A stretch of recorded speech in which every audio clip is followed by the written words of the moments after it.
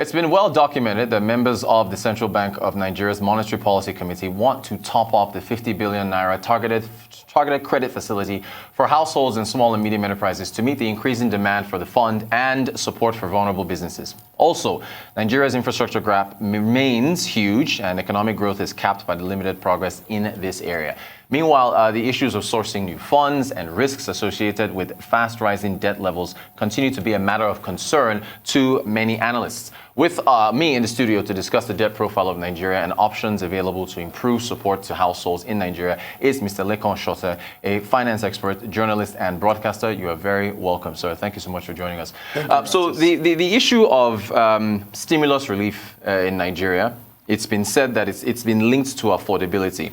However, folks, in many are saying that this should be an issue of reprioritizing on behalf of our leaders. How do you see things in that regard? Well, I don't quite get what they mean by reprioritizing. I have a completely different take on this. Let me say something that I'm quite familiar with. Yes. The textile intervention loan. Okay. Which came at 5%, and I think was recently reduced to 4% interest rate. Which you would then say is some form of stimulus for that sector of the economy. And then, of course, this one is looking at small scale and medium size enterprises, And so you will say, well, it's a good thing. Now, my worry is this. You give me loan to do business. Now, the conducive environment for me to do the business is not right.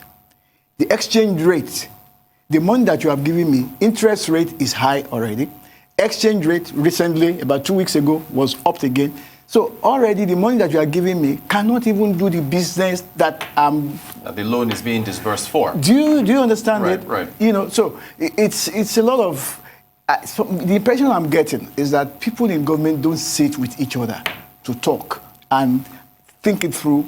CBN people are not talking to the people who come up with the macroeconomic policies to sit down with them and harmonize their... You are just throwing out things.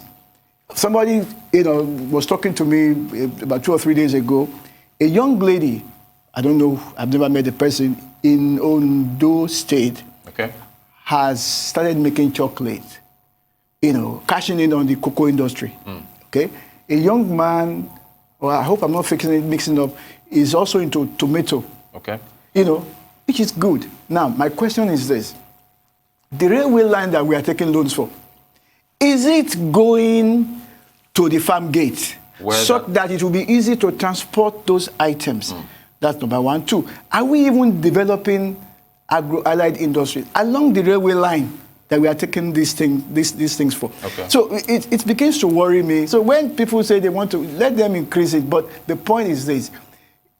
You cannot, a bird won't be able to fly with one wing. One wing, right. Do you understand? So as you come up with the monetary policies, how about the macroeconomic policies? That worries me more than even the monetary policies. Excellent point. But to be fair, and I do have to point this out, the intervention facilities that the central bank provided was at 9%, which is single digits. Now, for COVID-19, they cut it down by about 400 basis points to 5%. So, but I guess the issue is the pool is not too small. The amount of people to benefit from that is too small. Yeah. That's the thing. That's right. That's the thing. Well, I think did they say about 18,000 people or 80,000 people have already applied? Right. And they have not quite, because of this thing, they have not which is why they want to now top it up. So we're probably looking at about maybe 100 to 120,000 people at the end of the day, which is good because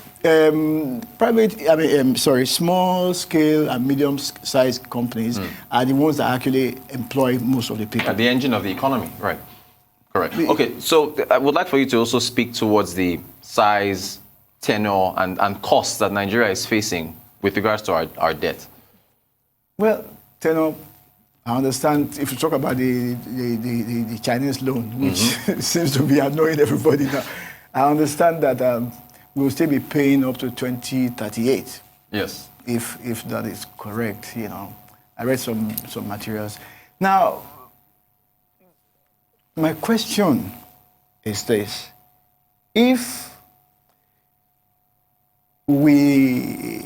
let's look, I don't want to talk about 2020 budget. Okay. Because it's messed up as far as I'm concerned. It's messed up? Yeah. Okay. So the deficit is increased, but it's still, okay. So right. let's look at 2019 budget, for example. If 2019 budget, about 52% is going to be spent on maintaining governance, to pay salaries, touring advance, feeding, transport, hotel accommodation, ESTA code, NEPA bill office, maintenance of vehicles for just less than 1 million people. About half of Nigeria's budget is dedicated to just taking care of less than 1 million people. I'm talking about legislators, civil servants, soldiers, army, everybody else.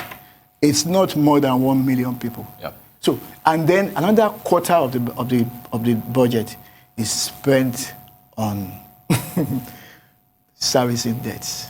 Yes. Do you understand? Yes. You're already in serious trouble. Regardless of whether the prices of oil went down south, yes, or whether COVID-19 now came to complicate issues, the point is that we are not even, see, our policies appear to me to be just social policies. Mm-hmm. We're not looking at the economics behind our policies. That, like we was telling you before, why would you have railway lines? For example, there is goods going from Lagos to the east. Why don't we have railway line from Lagos to Calabar, which they have been talking about, and we have never, everybody else keeps quiet. And there's a lot of goods going into that direction. Right. But they have it. The government has addressed it. There are plans to. They've already. The money has been allocated. What they want to borrow. Look, this thing should have happened like yesterday. Right. You went to build an Abuja. Please don't get me wrong. Yes. You put a Abuja light rail or within Abuja. I'm asking myself, how many people do you move in 1 hour in Abuja? Compared to Lagos. So they should have prioritized that. Do you understand it? The other way. Then you now left the Lagos Metro line to Lagos State government. Then you are now spending federal money just to carry who? From where? Right. Do you understand? So we are not. So that's why when people say they are afraid, are we going to be able to pay? That is what it means.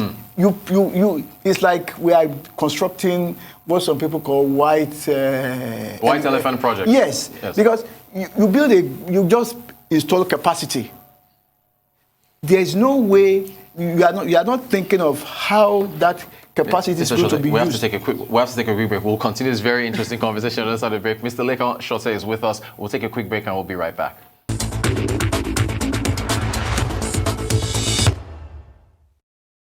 Welcome back to the Global Business Report on Arise News. We have our special guest, Mr. Lekan Sote, discussing a number of issues regarding Nigeria's debts. So, you were talking about the infrastructure regards to the rail lines. You were saying, prioritizing, those lines should be going where, to the farm gates. And Are we establishing agro-allied industries along that path? For example, there's cotton grown in the north. Do we have spinning mills in Lagos that can turn those things into yarn for textile industry, for example? So, is the railway just going to be carrying passengers, or is it going to be carrying? I know it's going to be cargo, but we need to be specific about some of these things. Like I think the former governor of Osun State was doing something that I found very interesting when he was governor. I mean, he's not, he may have failed in some areas, but I recall that whenever there's holidays, Salah holidays or Christmas, he will say, anybody from Osun State, come home for free. Okay. No matter the number of you, we will pay your fare. Now, when they will come and buy ram, pepper, oil in Osun State.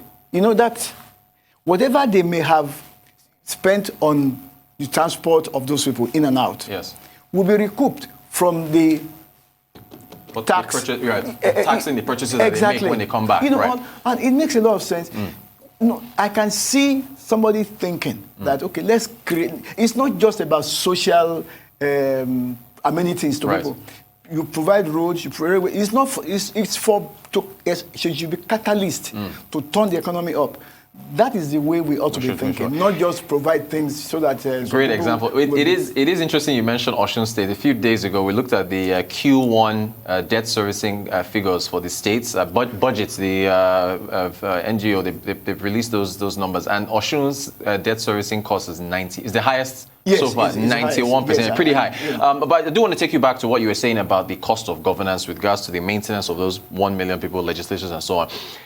The follow-up question would be that if one wants to say, okay, government should cut the cost of governance, and possibly lay off these people, where would they go? Unemployment figures, we're expecting updated unemployment figures on Friday from the Bureau of Statistics, and they're expected to be bad. So what's your answer to that, with regards to... Very easy. Okay.